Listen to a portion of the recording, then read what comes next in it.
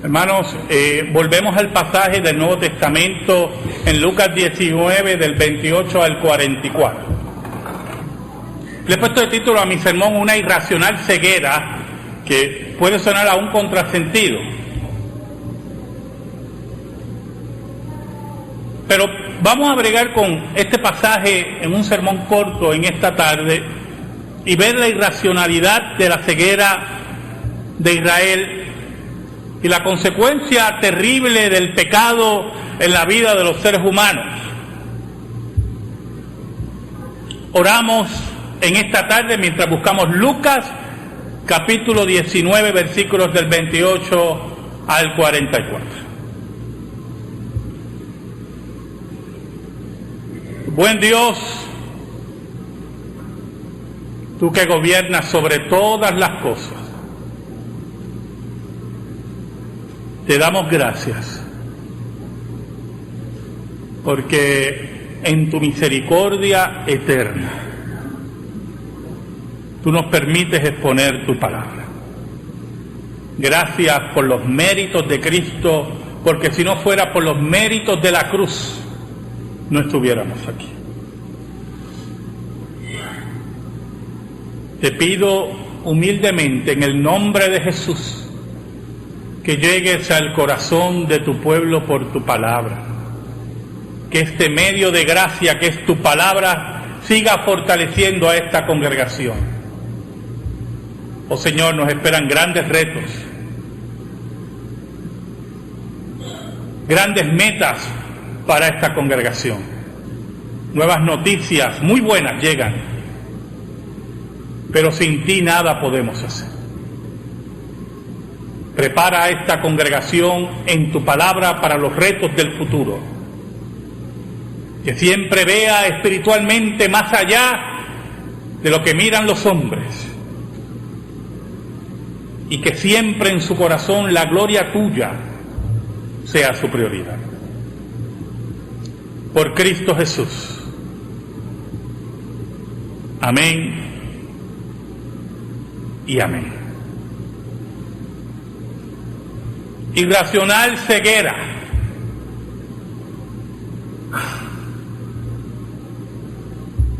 Hermanos, los otros días fui a comer con mi esposa y una amistad. Y cuando nos sirvieron, pues yo comencé a orar. Y nuestra amistad oraba conmigo.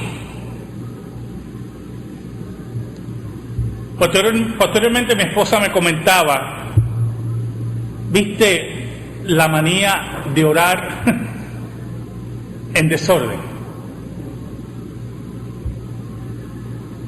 En la Escritura se nos enseña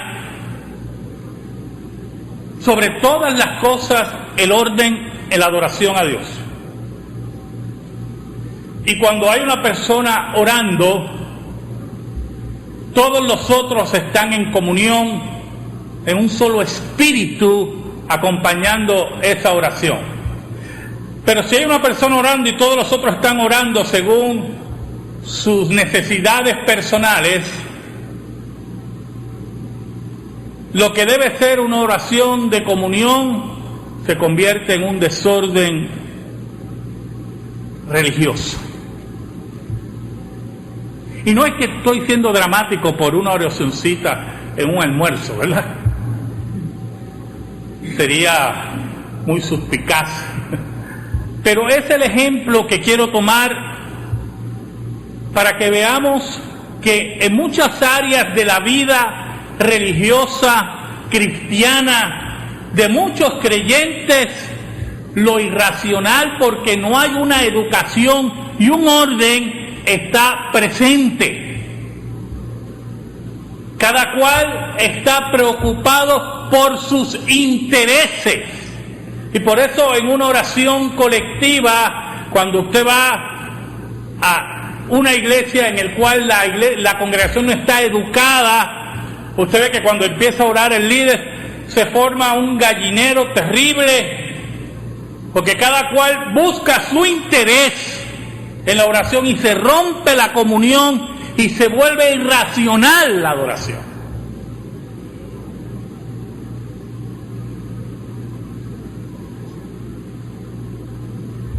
Ahora, no siempre la educación nos hace racionales. ¿Sabe? Había un problema con los líderes de Israel. Los líderes de Israel eran hombres preparados. Principalmente la escuela farisaica era una de las escuelas más preparadas en Israel. Habían rabinos, y no es broma lo que le voy a decir, que preparaban su mente para la memorización, eso que se ha perdido tanto por culpa de las computadoras. Preparaban su mente y recitaban el Antiguo Testamento completo de memoria. Eran hombres que estaban discutiendo todos los días de la ley, de las cintillas de la ley, de la casuística de la ley. Bueno, un ejercicio mental, posiblemente algunas veces fatuo. Eran hombres preparados. Los escribas, los saduceos, eran los liberales de su tiempo, que negaban la resurrección, negaban el alma inmortal. Pero cuando se encontraron con Jesús, y esto es muy importante, esos hombres que debieran ser hombres racionales, razonables, se volvieron irracionales.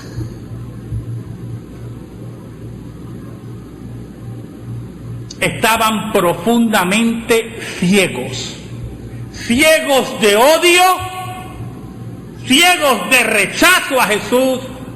Todo lo que habían estudiado había sido echado en un zafacón, en el zafacón de la miseria pecaminosa del hombre, y habían decidido, lo cual es una decisión altamente complicada, ¿oyó? Habían decidido asesinar a Jesús. Y yo no sé si usted entiende lo que es sentarse a planear asesinar a un ser humano. Yo, como no he asesinado a nadie todavía, no se asuste,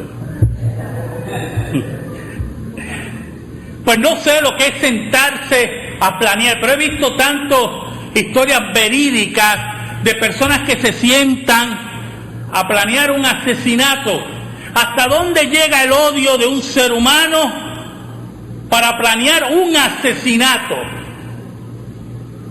Esos hombres razonables, universitarios, líderes religiosos, se habían convertido en viles, mafiosos, gangsteriles, irracionales, que como ellos se expresaban, un triste carpintero de mala fama los movió a planear un asesinato.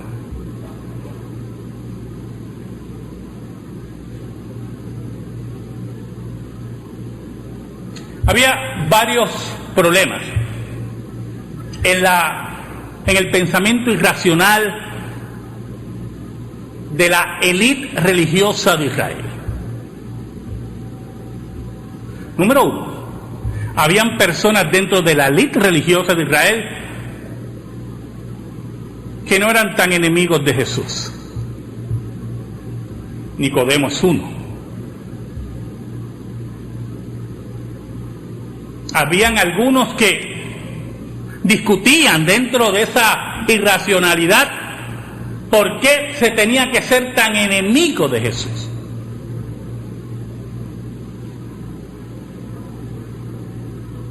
Ese era un problema que tenía la élite religiosa. Ese problema, escuche, ese problema fue aplastado por el Sanedrín. Había un segundo problema. Los dichos de Jesús, lo que enseñaba Jesús. Los fariseos, los saduceos, los escribas retaron varias veces a Jesús. Oiga, y así como planearon su asesinato en una mentalidad maquiavélica, también se sentaban a ver cómo podemos atrapar a Jesús. Y se sentaban y elaboraban diferentes problemas teológicos y sociales. Iban donde el maestro. Ahora sí que no va a tener salida.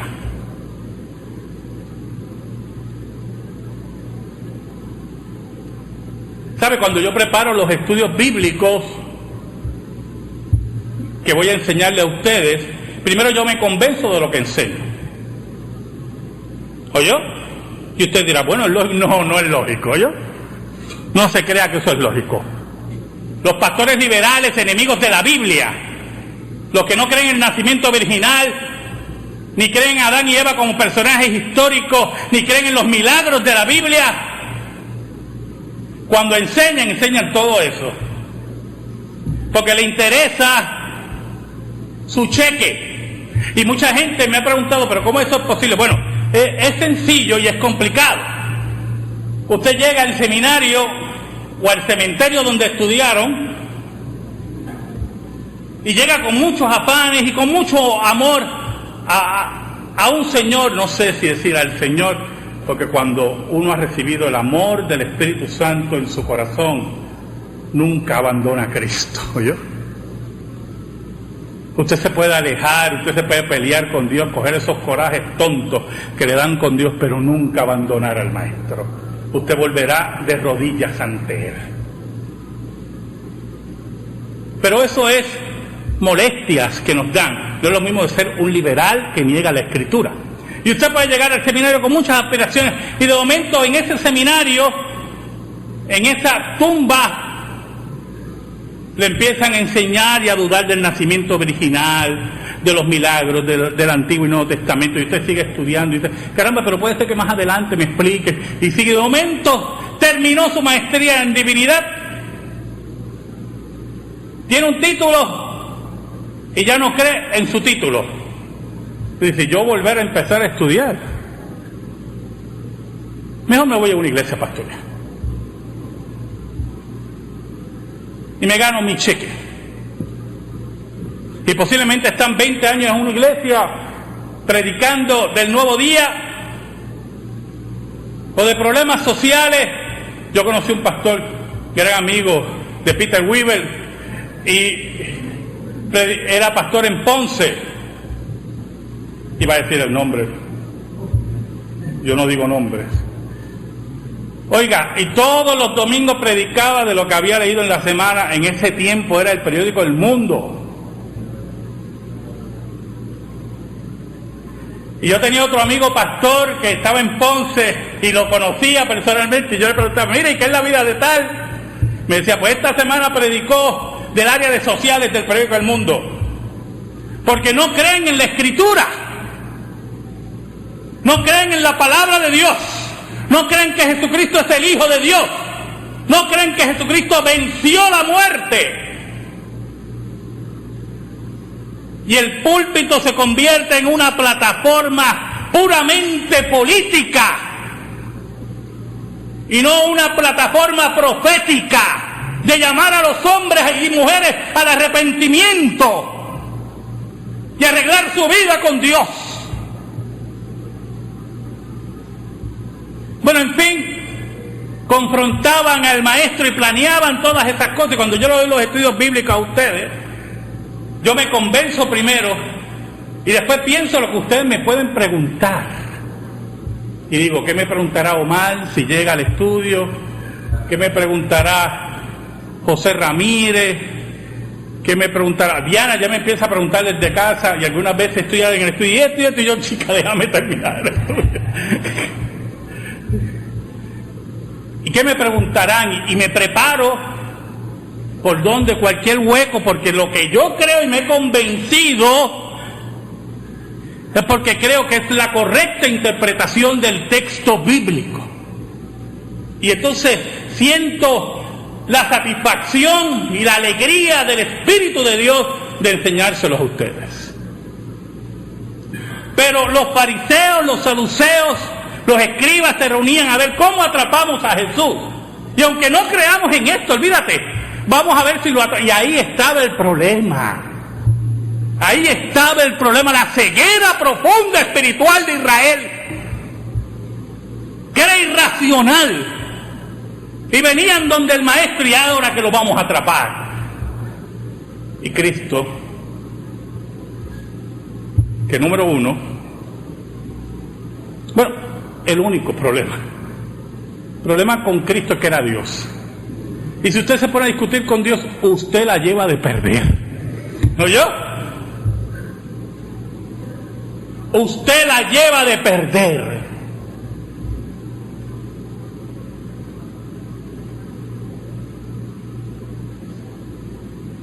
Por lo tanto, esos hombres racionales, universitarios, su ceguera los volvió en asesinos irracionales.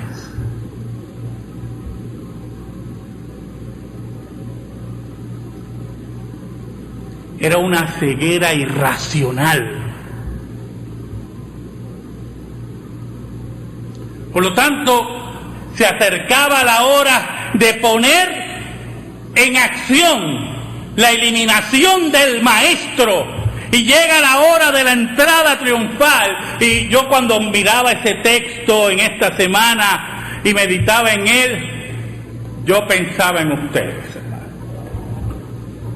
Y pensaba en un pastor, gran amigo de Diana, que fue por allí,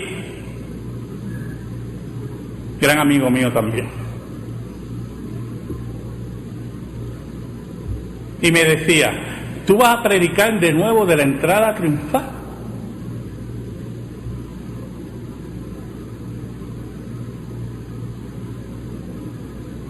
¿Sabe, hermanos? Cuando creemos que la palabra de Dios se agotó, tú estás agotado. Cuando creemos que la palabra de Dios, de ella no se puede sacar más nada, tú terminaste. Te espera el retiro. Cuando crees que de la palabra de Dios ya no puedes sacar más nada, dedícate a los pajaritos que se posan detrás de tu casa. Aliméntalos, ponle algo. Como esta mañana yo oía un ruiseñor detrás de mi casa. Hace años no oía un ruiseñor. A eso debes dedicarte.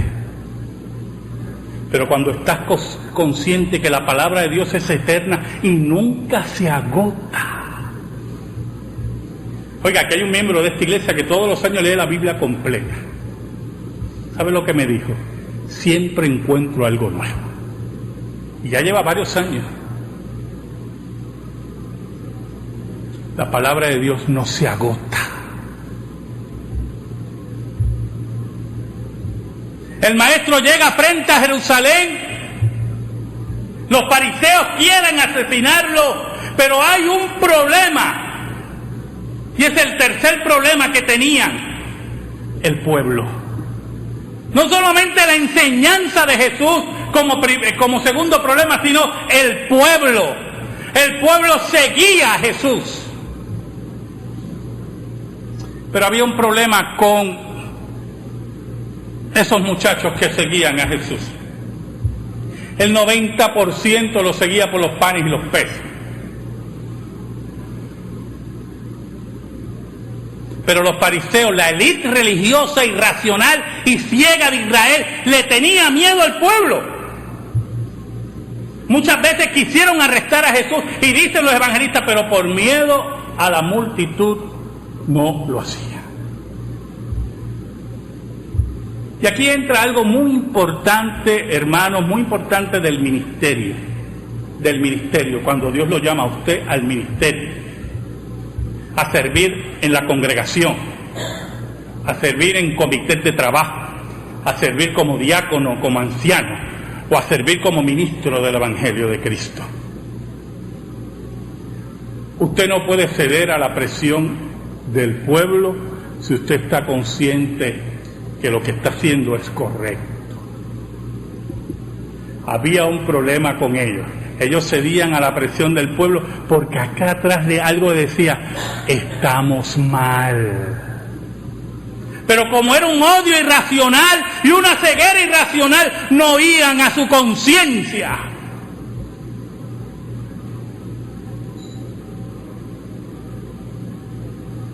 Había llegado la hora en que Jesús empezaba a darse a conocer a su pueblo.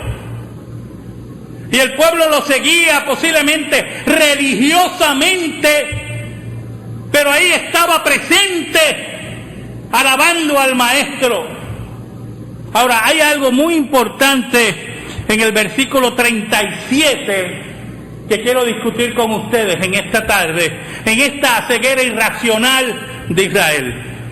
Cuando llegaban ya cerca de la bajada del Monte de los Olivos, toda la multitud de los discípulos, gozándose, comenzó a alabar a Dios a grandes voces por todas las maravillas que habían visto. Mira qué interesante, estaba centrada su atención más que en el Maestro, recordando las maravillas de Cristo. Y ese era, oiga hermano, el cuarto problema que tenía la élite religiosa: los milagros de Jesús.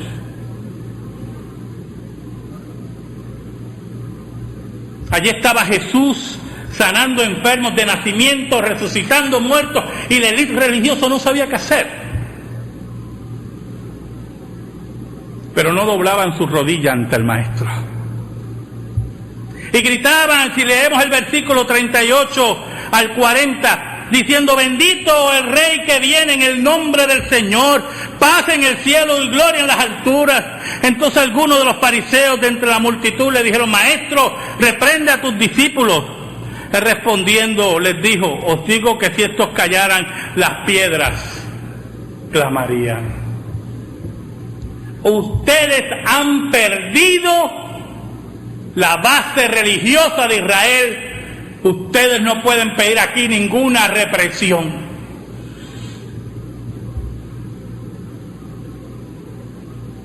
Los fariseos se escandalizaban de la adoración y la pleitesía que se rendía a Jesús, y sus planes de asesinato. Para ellos había problemas porque la multitud seguía a Jesús. Iban donde el Maestro a llamarle la atención, pero el Maestro sabía la hora que se vivía en Israel.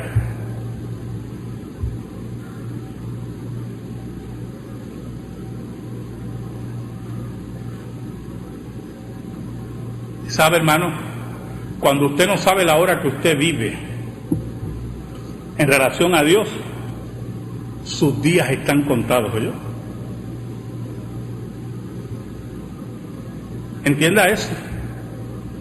Si usted no ha rendido su vida a Jesucristo y no entiende todavía la hora que vive, sus días están contados.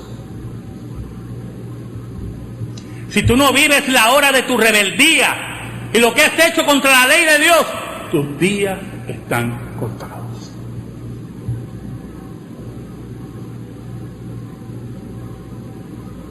En el versículo 41 vemos de las pocas veces que registra que Jesús lloró. Frente a la tumba de Lázaro, Jesús derramó lágrimas.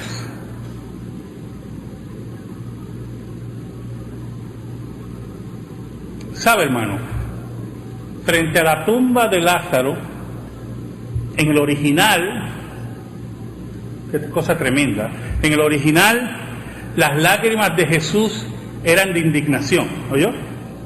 De coraje.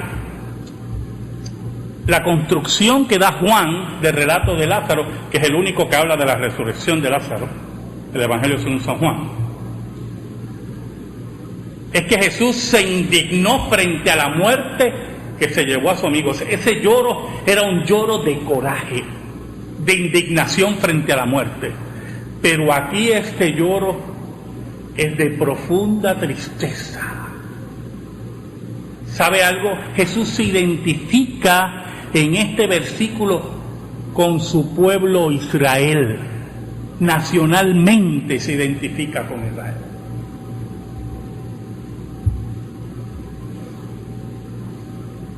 Es el lloro de aquel que rechaza la gran oportunidad de rendirse a los pies del Mesías. Es el lloro de aquel que ve la dureza de aquellos que él ama. Es el lloro profundo de Dios por el pueblo que ya ha marcado su derrotero hacia la derrota y la muerte.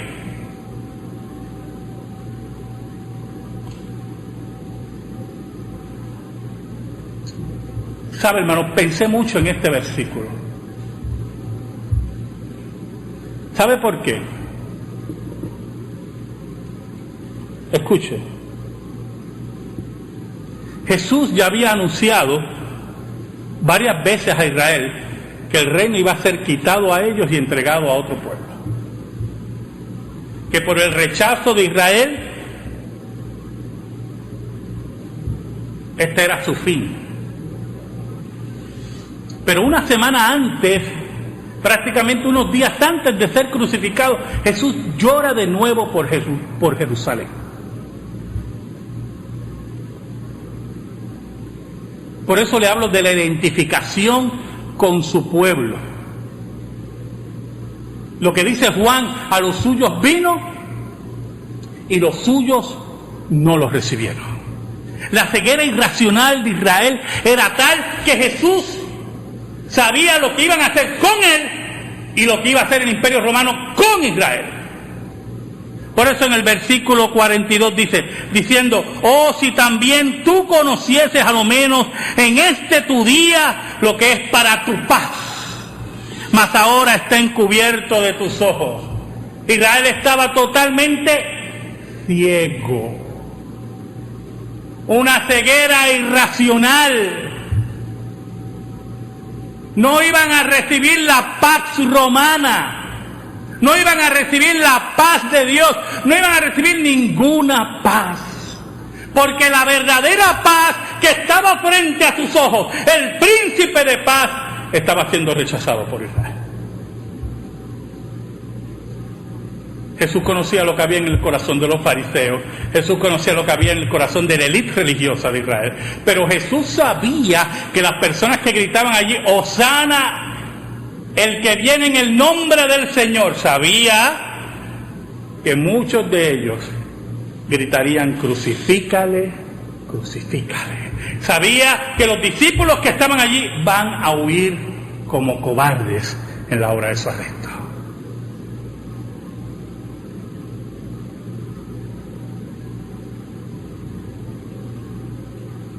En los versículos 43 y 44 vemos las pronunciaciones proféticas de Jesús.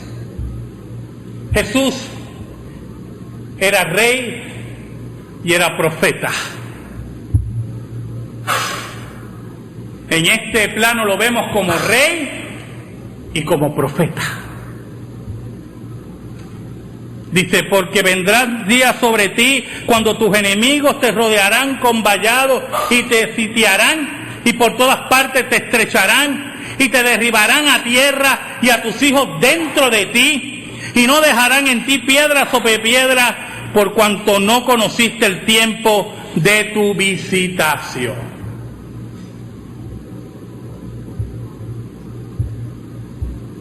Por eso sabemos, por estas palabras, que Lucas fue escrito antes del año 70. Porque no menciona la destrucción de Jerusalén, sino la profecía de la destrucción de Jerusalén. Años después, en el año 70, la profecía de Jesús se cumple al pie de la letra. Y ustedes han oído muchas veces las historias de cómo los soldados romanos entraron a la ciudad y por buscar oro, movían piedra sobre piedra, buscando oro.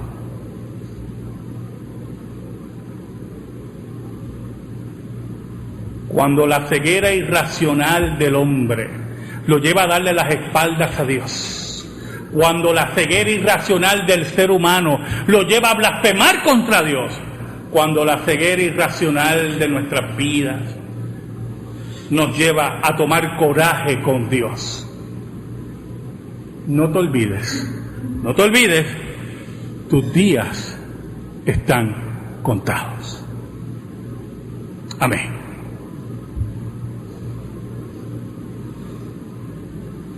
Gracias te damos, Señor, en esta tarde por tu palabra, única regla de fe y conducta. Tu palabra que no se equivoca, tu palabra que no vuelve atrás vacía. Yo te pido, Señor, en el nombre de Jesús, que esa palabra nos dirija siempre hacia la verdad, que perdone nuestros pecados, que siempre nos rindamos ante ti. En el nombre de Cristo Jesús. Amén y amén. Estamos en silencio, hermano.